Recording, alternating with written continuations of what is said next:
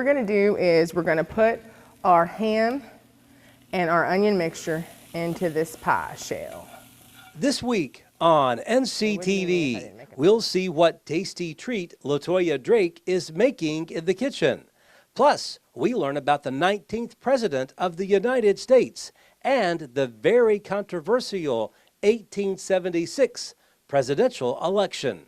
You can watch both each day at 6:30 in the morning and at 12:30 in the afternoon. You can also tune in at 5 and 9 on Monday and Wednesday evenings. Only on NCTV, your best source for local stories about local people.